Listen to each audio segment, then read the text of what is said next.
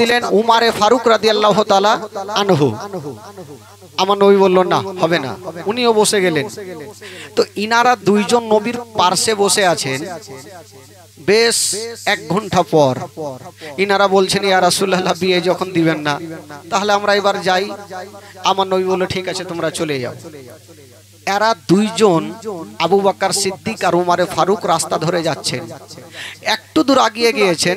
উমারে ফারুক বলছেন, আবু বকর, আমরা নবীকে এত ভালোবাসি আর নবী আমাদের এতই ভালোবাসেন, আজকে ফাতেমার জন্য বিয়ের প্রস্তাব দিলাম, নবী রাজি কেন হইল না? আবু বকর তখন বলছেন, কি বলছেন? আবু বকর বলছেন, ওমর, জানি না, হয়তো আমার মহান আল্লাহ রাজি নাই, এই জন্য আমার নবীও রাজি হলেন না। আমার আল্লাহ রাজি নেই, এই জন্য হয়তো নবীও হইল না। উমারে ফারুক একটা কথা বললেন, তাহলে কি করব? আবু বকর বলছেন, উমর শোনো, তোমাকে একটা কথা আজকে আমি মনের কথা বলে দিই। আমিও বিয়ের প্রস্তাব দিলাম, তুমিও বিয়ের প্রস্তাব দিয়েছো, নবী নাকচ করে দিয়েছেন, কিন্তু আমাদের মধ্যে এমনই একজন ব্যক্তি আছে গো, উনি যদি বিয়ের প্রস্তাব দেয় তবে নবী রাজি হয়ে যাবে। বলো সেটাকে? সেটা হলো শেরে খোদা আলী। আলী যদি বিয়ের প্রস্তাব দেয় তবে নবী রাজি হবে। উমারে ফারুক বলছেন, আবু বকর, এটা কেমন কথা বললে? বললো, কেন? আমাদের টাকা আছে, পয়সা আছে, গাড়ি আছে, বাড়ি আছে, যদি নবী আমাদের সঙ্গে রাজি না হয় তো আলী তো হলো একজন নবীর বাড়ির চাকর, একজন গোলাম। আলীর কোনো বাড়ি নাই, ঘর নাই, ওই আলীর সঙ্গে নবীর বেটি ফাতেমার বিয়ে কেমন করে হতে পারে? আবু বকর বলছেন, উমর, পয়সার ঘামান দেখায় না, আমার আল্লাহ যদি রাজি হয় তবে আমার নবীও রাজি হয়ে যাবে। আমার আল্লাহ যদি রাজি হয় তবে নবীও রাজি হবে। তবে ও আবু বকর, এক কাজ করো, তাহলে চলো। এরা দুইজন গেল আর ওই শেরে খোদা আলীর কাছে দাঁড়িয়ে গেল। ও আলী, তাড়াতাড়ি করে দরওয়াজা খোলো। আলী দরওয়াজা খুলেছেন। বলো ভাই, তোমরা কেন এসেছো? আবু বকর বলছেন, আলী, আমরা শুনেছি আর চোখেও দেখেছি, নবীর বেটি ফাতেমা আজকে 16 বছর হয়ে গেছে, আমরা বিয়ের প্রস্তাব নিয়ে গেলাম, নবী রাজি হলো না, যদি তুমি বিয়ের প্রস্তাব নিয়ে যাও হয়তো নবী রাজি হয়ে যাবে। আলী বলছে, ভাই, আচ্ছা, তোমরা গিয়ে বিয়ের রাজি হলো না নবী, আর আমি গিয়ে রাজি হবে? এটা জিন্দেগিতে হইতে পারে না, কারণ আমার টাকা নাই, পয়সা নাই, গাড়ি নাই, বাড়ি নাই, তো আমি একটা গরিবের সঙ্গে বাদশার বেটির বিয়ে দিবে, এটা আমার বিশ্বাস হয় না। এরা দুইজন বলছে, আলী তুমি চলো তো দেখি। আলী যাবে না, আর এরা দুইজন আলীর হাতখানা ছাড়ে না, তোমাকে নিয়ে যাবো, আজকে যাবো। তো আলী বলছে, দেখো ভাই, নবীর দরবারে যাব ঠিক, কিন্তু বিয়ের কথা আমি বলবো না। বলছে, কেন? তুমি বিয়ে করবা তো কে বলবে? আজকাল ঘটক তো থাকে ভাই সব জায়গায়, ঘটক বলে না, কি বলে আপনাদের? আবু বকর বলছে, তোমাদের মাথা খারাপ, আমি একজন গরিব আর নবীর বাড়িতে আমি চাকর কাজ করি, তো আমার সঙ্গে বিয়ে দিবে, এটা কেমন করে, কেমন কথা? আমার সঙ্গে দিবে না। এরা দুইজন বলছেন, আলী চিন্তা করো না, আমাদের মন বলে, দিল বলে, হয়তো নবী রাজি হয়ে যাবে, শেরে খোদা আলী যাবে না, আর ইয়ারা দুইজন আলীর হাতখানা ছাড়ে না। তবে আলী বলছেন, ভাই রে শোনো, আমি নবীর দরবারে যাব ঠিক, কিন্তু বিহার কথা আমি বলবো না, তোমরাকে বলতে হবে। এরা দুইজন বললো, তুমি বিয়ে করবো তো আমরা কেমন করে বলবো? বলেন, না, আমি বলতে পারবো না, বিয়ের কথা তোমরাকে বলতে হবে। তো এরা দুইজন আলোচনা করছে পার্সোনাল ভাবে, এক কাজ করো, আলীকে আগে নিয়ে তো চলো, ওখানে গিয়ে ফাঁসিয়ে দিব। আমরা বলবো না, আলীকে বলতেই হবে বাধ্যতামূলক। ঠিক আছে, চলো তাহলে। আলীকে বলছেন, আলী চিন্তা নাই, তোমাকে বিয়ের কথা বলতে হবে না, আমরা তোমার বিয়ের কথা বলে দিব। ইয়ারা দুইজন যুক্তি করে আলীকে নিয়ে যাচ্ছেন বাবা কোথায়? আমার নবীর দরবারে। ইয়ারা অর্ধেক রাস্তা গিয়েছেন, আমার মহান আল্লাহর অর্ডার হয়ে গেল। আল্লাহ বলে, জিবরাইল দেরি করো না, তাড়াতাড়ি করে যাও, আমার নবীকে জানিয়ে দাও এখনই আলী আসতেছে ফাতেমার জন্য বিয়ের প্রস্তাব নিয়ে।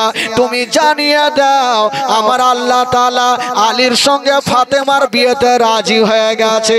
নবী গো, আপনিও রাজি হয়ে যান। জোরে বলুন। বাবা গো, এই কথা বলতে নাই, সাক করে জিবরিল আমিন ফেরেশতা আমার নবীর দরবারে হাজির হয়ে গেল। আসসালাতু ওয়াসসালামু আলাইকা ইয়া রাসূলুল্লাহ, আসসালাতু ওয়াসসালামু আলাইকা ইয়া হাবিবাল্লাহ। নবী বলে, ভাই জিবরাইল বলো কি খবর? বলছে, নবী গো, ইয়া রাসূলুল্লাহ, ইয়া হাবিবাল্লাহ, নবী গো, এখনই আলী আসতেছে ফাতেমার জন্য বিয়ের প্রস্তাব নিয়ে। ইয়া রাসূলুল্লাহ, এই বিয়েতে আমার আল্লাহ তাআলা রাজি হয়ে গেছে, নবী গো আপনি রাজি হয়ে যান। এই কথা বলে দিয়া জিবরাইল চলে গেল। আর ইয়ারা তিনজন যুক্তি করে আমার নবীর দরবারে হাজির হয়ে গেল। এরা তিনজন যুক্তি করে নবীর দরবারে হাজির। তো আমার নবী জিজ্ঞাসা করছেন, আবু বকর, আচ্ছা বলো কেন এসছো? তো আবু বকররা কিন্তু বুদ্ধি করে এসেছিল, আমরা বলবো না। তো আমার নবী আবু বকরকে বলছে, আচ্ছা বলো কেন এসছো?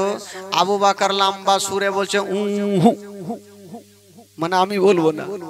উমর, আচ্ছা বলো কেন এসছো? উনিও বলছে আমি বলবো না। কে বলবে? আলী বলবে।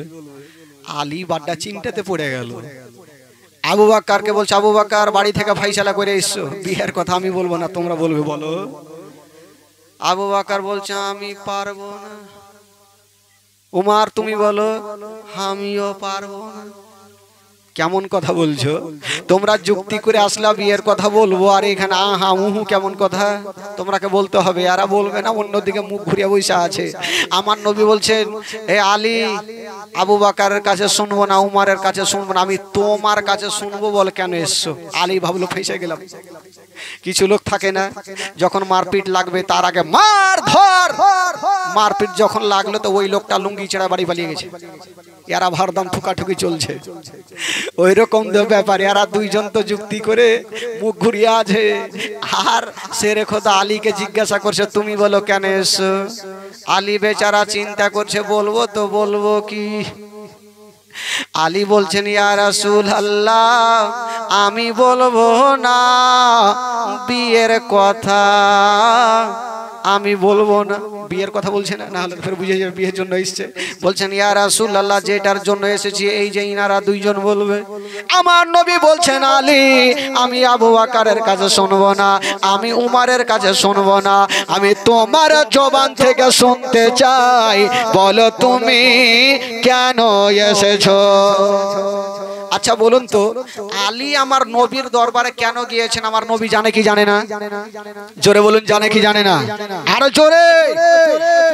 আমার নবী তো সব জানে, তাও আলীর জবান থেকে শুনবে তার জন্য জিজ্ঞাসা করছে। আলী ভাবলো ফেঁসে গেলাম, একজন গরিব মানুষ, কেমন করে বলবো আপনার বেটির সঙ্গে বিয়ের প্রস্তাব নিয়ে এসেছি, বলাও তো যাইবে না। আর নবী জিজ্ঞাসা করেছে, না বললে ও চলবে না, যেদিকে যাব ওইটাই খাদ আছে, বলবো তো কি বলবো? নবী জিজ্ঞাসা করেছে। আমার নবী বলছে, আলী বলো কেন এসেছো? আলী বলছেন, ইয়া রাসূলুল্লাহ, আমি আপনার কাছে এসেছি। আচ্ছা এসছো তো কেন এসছো বলো? আবার বলছে, আমি আপনার কাছে এসেছি। কেন এসো বলো? আবার বলছে, আপনার কাছে এসেছি। বুকটা ফুটে কিন্তু মুখটা ফুটে না, বিয়ের কথা বলতে পারে না। আমার নবী বলছে আলী আচ্ছা কেন এসো বলো। আলী বলছে বলবো, একবার পিছনে ঘুরে দেখি কোনো গুলখি আছে কিনা। গুলখি বুঝলেন? গুলখি কি বলছে আপনাদের ভাষায়? হাল্লি, গল্লি, গল্লি। এ দুটা বাড়ি লাগিয়ে 2 ইঞ্চি 4 ইঞ্চি করে ছাড়ে, ওটাকে কি বলছে? বাপজার শুনে গাল্লি। আচ্ছা হইলো ভাই, গাল্লি। তো ওই গাল্লি খুঁজছে, যদি নবী রেগে যায় গাল্লি দিয়ে ভেঙে যাবো, থাকবো না, ঝামেলা হবে না। আর যদি নবী যদি রাজি হয়ে যায় তাহলে তো কোনো কথা নাই। আলী ঘুরে পিছনে দেখছে, গাল্লি তো বহুত আছে, যদি নবী রেগে যায় তবে ভেগে যাব, আর যদি নবী রাজি হয় তবে আনন্দ পেয়ে যাব। শেষের বারের মতন বলছে ইয়া রাসূলুল্লাহ বলবো আপনাকে? বলে হ্যাঁ তাড়াতাড়ি বলো। আলী বলছে নবী গো, আমি আপনার কাছে এসেছি আপনার বেটি ফাতেমার বিয়ের প্রস্তাব নিয়া। যেমন এই কথা বলতে নাই আমার নবীর জবান থেকে বেরিয়ে গেল আলহামদুলিল্লাহ রব্বিল আলামিন। আমার নবী বলছেন আলী আমি এই বিয়েতে রাজি হয়ে গেলাম। জোরে বলুন, রাজি হয়ে গেলাম। নবী যদি রাজি হয়, আলী বাড়কা করে নিঃশ্বাস নিয়েছে, মানে জান তো বাঁচলো, যা হবে দেখা যাবে। তো আবু বকরকে ডাকছে, ও আবু বকর ভাই এদিকে আসো, তোমরা ঠাট্টা করলে নবী রাজি হয়ে গেছে। আবু বকর বলছে আমরা জানতাম আমাদের সঙ্গে রাজি না হতে পারে, কিন্তু তোমার সঙ্গে নবী রাজি হবে এটা আমাদের দীর্ঘ বিশ্বাস।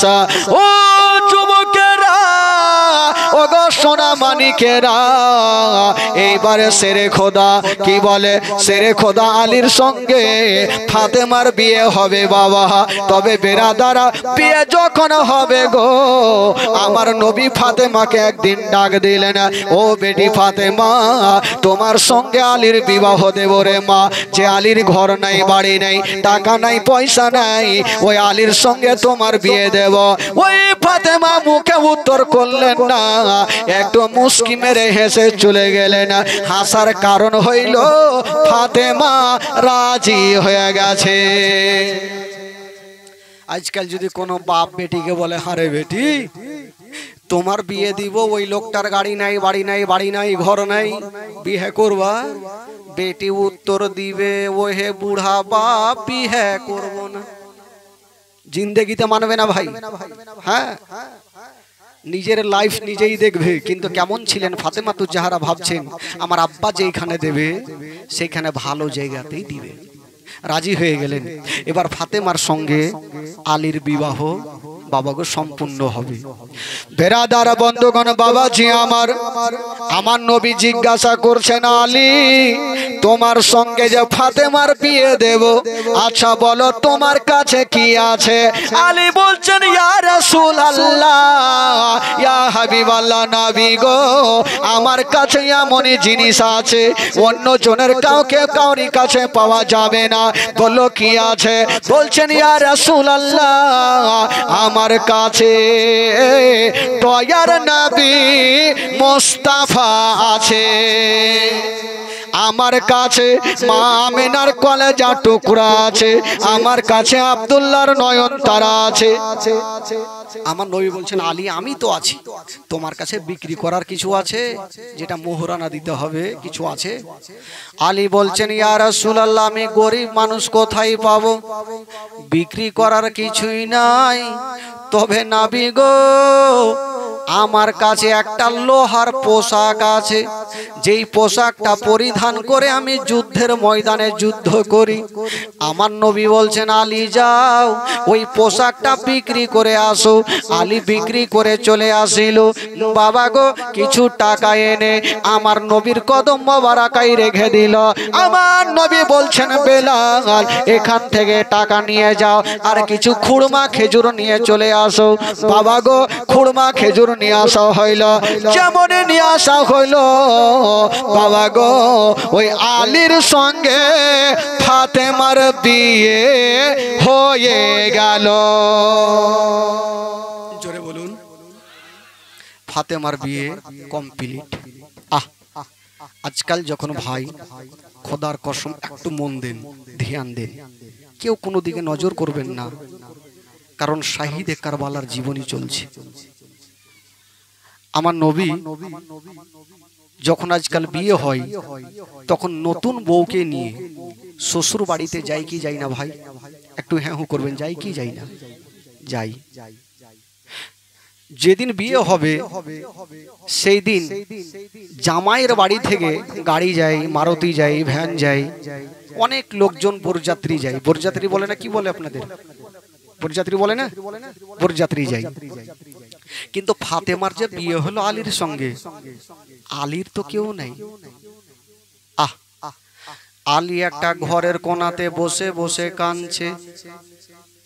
আলী ভাবছেন আল্লাহ আজকে নবীর বেটি ফাতেমার সঙ্গে আমার বিয়ে, আমার বাড়ি নাই, ঘর নাই, আমি ফাতেমাকে কোথায় নিয়ে যাব? নবীর সামনে আমি যেতেও পারি না। আলীর চোখ দিয়া পানি ঝরছে।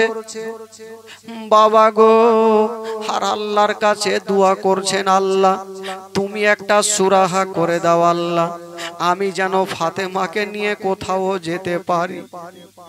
যেমনই দোয়া করা আল্লাহর দরবারে দোয়া কবুল হয়ে গেল। একটা লোক চলে আসিল, আমার নবীকে বলছেন ইয়া রাসূলুল্লাহ আজকে আপনার বেটির ফাতেমার আলীর সঙ্গে বিয়ে হয়েছে, তবে আলীর তো বাড়ি নাই, ঘর নাই। ইয়া রাসূলুল্লাহ আল্লাহ আমাকে কয়েকখানা ঘর দিয়েছে, যদি মনে না করেন তবে আপনার বেটি জামাইকে আমার বাড়িতে পাঠিয়ে দেন। আমার নবী রাজি হয়ে গেল। আমার নবী বলছেন আলী যাও ফাতেমাকে তুমি নিয়ে যাও। তবে বেরাদার ফাতেমাকে বলছেন বেটি রে এবার তুমি আলীর সঙ্গে যাও। এই কথা বলতে নাই নবী নন্দিনী ফাতেমা একটু ঝরঝর করে কাঁদতে আরম্ভ করলে। ওই ফাতেমা ঝরঝর করে কাঁদতে লেগেছে। মা আমার নবী বলছেন বেটি রে তুমি কাঁদছো কেন বলো? মা গো যেই ফাতেমার জীবনী শুনতে এসেছেন মা, ওই ফাতেমার চোখ দিয়ে যেন ঝরঝর করে পানি ঝরছে গো মা। ফাতেমা কান্দে। আমার নবী বুকখানে লাগায়া ফাতেমাকে বলছে বেটি রে কেন তোমার চোখ দিয়ে পানি রে মা বলো? ওরে বেটি ফাতেমা তুমি কান্দিও না রে, কান্দিও না, আমি সব সহ্য করিব মা, তোমার চোখের পানি আমি সহ্য করব না। তবে ফাতেমা কাঁদছে কেন? আমার নবী বলছেন বেটি রে তোমার গরিবের সঙ্গে বিয়ে দিয়েছি তার জন্য কি তুমি কাঁদছো? ফাতেমা বলছেন আব্বা গো সেটার জন্য কান্দি না, আজকে গরিবের সঙ্গে বিয়ে দিয়েছেন আব্বা সেটা আমার কোনো দুঃখ নেই। তবে কাঁদছো কেন মা? বলছেন আব্বা গো আমি শ্বশুর বাড়ি যাচ্ছি। আজকে যখন কোনো বেটির বিয়ে হয় যাওয়ার আগে মায়ের বুকখানে একটু লেগে যায়, মার বুকে লেগে একটু ডুগরে ডুগরে বেটিরা কান্দে। ফাতেমা বলছেন আব্বা গো আজকে শ্বশুর বাড়ি যাব, কিন্তু আমার মা জগতে বেঁচে নেই। যখন আমার 7 বছর বয়স ছিল আমার মা আমাকে জগৎটা ছেড়ে চলে গিয়েছিল। আমার মা নেই যে আমি মার বুকে ঢুকে কাঁদবো।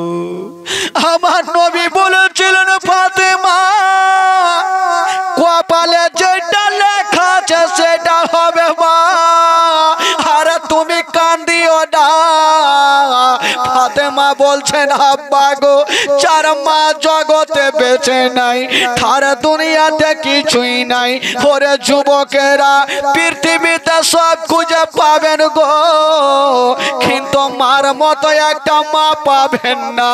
বাবারা যার মা নাই তার দুনিয়াটা অন্ধকার। বন্ধুরা ফাতেমা কাঁদছেন আর বলছেন আব্বা গো আমার মা নাই বলে দুনিয়াটা আমার অন্ধকার। আব্বা আজকে যদি আমার মা থাকতো তবে মায়ের বুকখানে আমি লেগে যেতাম। আমার মা আমার কপালে চুমা দিত, গালে চুমা দিয়া বলতো বেটি রে যাও রে বেটি যাও, আমি তোমার মা তোমার জন্য দোয়া করব। কিন্তু যার মা নেই সে বেটির অবস্থা কি হতে পারে বাবা। ফাতেমা আজকে নবী নন্দিনী আজকে 16 বছর বয়সে ডুগরে ডুগরে কাঁদছে। আমার নবী বলছেন ফাতেমা কান্দিও না, যদি তুমি কান্দো রে মা তবে আমারও কলেজা খানা ফেটে যাবে।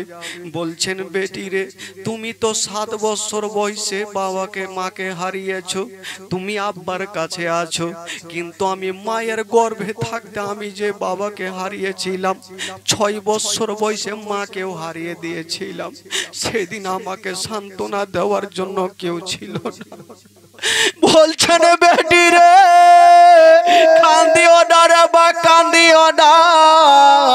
হায় রে আমার নবী পাক ফাতেমাকে বুকখানে লাগায়া গালে বুকে চুমা দিয়া ফাতেমাকে বিদায় দিচ্ছেন বাবা। আর একটা কথা বলছেন মা আজকে তুমি চিন্তা করো না, তোমার সঙ্গে যার বিয়ে দিয়েছি রে মা ওই আলীর সঙ্গে কাউরি তুলনা হবে না রে মা। এমনই আলী একজন মানুষ, ওই আলীর ব্যবহারকে দেখে আমার আল্লাহ তাআলা পর্যন্ত রাজি হয়ে আছে। ওরে বেটি ফাতেমা তুমি গরিব মনে করিও না বাবা গো। মা ফাতেমা তু যারা সঙ্গে সঙ্গে বাবা বাপের চোখের পানি মুছে দিচ্ছে না, আমার নবীও কাঁদছে না, মা ফাতেমাও কাঁদছে না বাবা। হাইরে ফাতেমার চেহারা এত সুন্দর ছিল বাবা গো, ওই ফাতেমার হাতে হবে জান্নাতি চাবি। ওই ফাতেমা যদি মা রাজি হয়ে যায় তবে জান্নাত গ্যারান্টি আছে মা। আজকে ফাতেমা তু যারা কেঁদে কেঁদে বুকটাকে ভিজায়া নিয়েছে না, চোখ গালা লাল লাল হয়ে যাচ্ছে। আমার নবী বলছেন বেটি রে যাও বাবা গো, সান্ত্বনা দিয়া ফাতেমাকে আদর করে বুকে লাগায়া সেরে খোদা আলীর সঙ্গে পাঠিয়ে দিলেন। পাঠিয়ে তো দিলেন বাবা, কেতাবে লিখছেন কেউ বলে ভোরের সময় আর কেউ বলে রাত্রের সময়। আমার নবী পাক 1 পা 2 পা করে ফাতেমার গেটে গিয়ে ডাক দিচ্ছে। যেমনই ডাক দিয়েছেন ফাতেমা ভাবছেন আল্লাহ এটা তো আমার আব্বার গলা লাগে, আমার আব্বা চলে এসেছে। কারণ আব্বা আমার 5টা মিনিট না দেখলে থাকতে পারে না, আমার আব্বা আমার কাছে চলে এসেছে। ফাতেমা দৌড় দিয়ে গেল আর যেন বাবা দরওয়াজা খানা খুলে দিয়েছেন।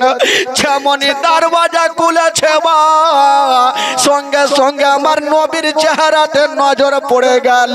দেখছেন আমার নবীর চোখ দিয়া ঝরঝর করে যেন পানি ঝরে যাচ্ছে।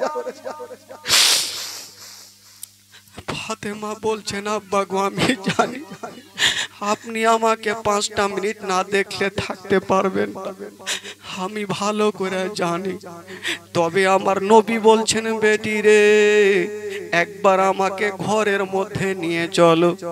আমার নবী ঘরের মধ্যে গেলেন, বলছেন বেটি রে আমাকে 1 লোটা তুমি পানি এনে দাও। ফাতেমা পানি এনে দিলেন। ওই পানিতে আমার নবী দম করে দিয়া একটা ফোঁক মেরে দিয়া অল্প পানি নিয়া ফাতেমার চেহারাতে ছিটা মারলেন। আলীকে ডাকলেন, আলীর চেহারাতে ছিটা মারলেন। আমার নবী বলছেন, মা এবার আমি চললাম রে মা। যেমন এই কথা বলা ফাতেমা কাঁদতে আরম্ভ করেছেন। আমার নবী বলছেন, ফাতেমা আবার তুমি কেন কাঁদছো রে মা? ফাতেমা বলছেন, আব্বা গো আপনি যাচ্ছেন আব্বা, তাই আমার যাওয়াকে কেন্দ্র করে আমার চোখ দিয়ে পানি থামলো না। আব্বা গো আজকে আপনি চলে যাচ্ছেন। আব্বা আজকে যদি আমার মা থাকতো, আমার মা যদি আসতো, আমার মা একটা রাত আমাকে বুকখানে নিয়ে ঘুমাতো, একটা রাত আমাকে বুকে নিয়ে থাকতো। আব্বা আমার মা নেই বলি আমার কিছুই নেই, দুনিয়াটা অন্ধকার। আমার নবী সান্ত্বনা দিয়ে বলছেন, বেটি কপালে যেটা লেখা আছে সেটা হবে, রোধ হবে না রে মা। মোরে বেটি রে সবাইকে দুনিয়া থেকে যেতে হবে, মা কেউ দুনিয়াতে থাকেনি আর থাকবে না। মা যখন সময় হয়ে যাবে দুনিয়াটা ছেড়ে চলে যাবে, তোমার মাও চলে গেছে, একদিন আমিও যাব, তোমাকেও যেতে হবে। মা তুমি কান্দিও না। হাজার হইল মা হারা, যার মা নাই তাকে জিজ্ঞাসা করবেন মা থাকার না থাকার ব্যথা কতটুকু হয়। ফাতেমা বলছেন, আব্বা গো আজকে যদি আমার মা আসতো, তবে একটা রাত আমার বাড়িতে থাকতো, আমাকে বুকখানে নিয়ে থাকতো। মা ফাতেমা তু জাহারা আব্বার হাত ধরে যেন কাঁদছে। আর নবী বলছেন, বেটি রে আর চোখের পানি তুমি ফেলিও না, চোখের পানি ঝরঝর করে ফেলিও না।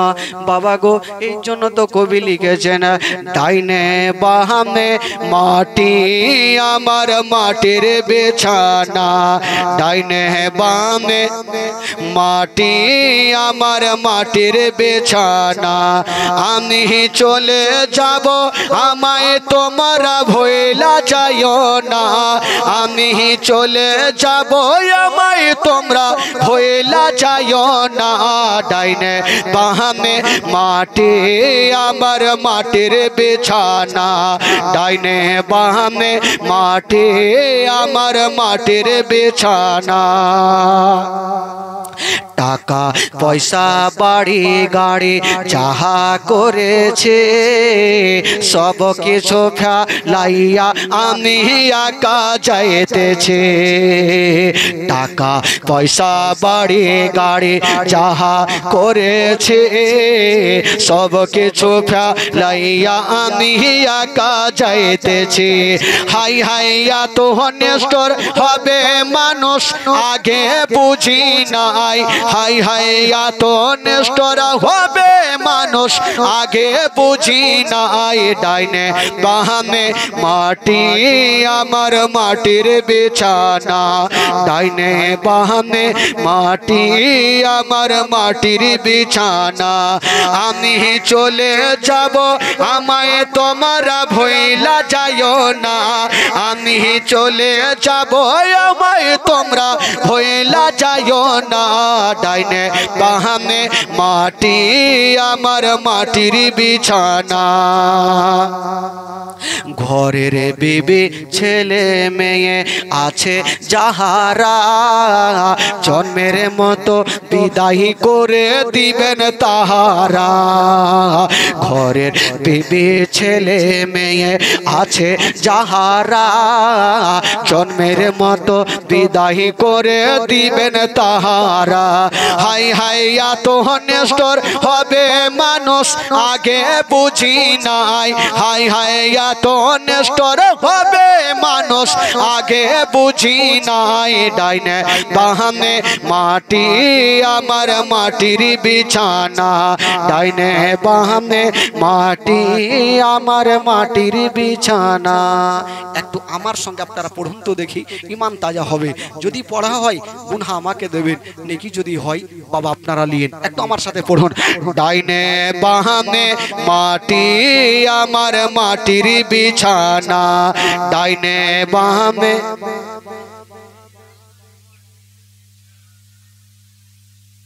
ঢেকি বাহানা।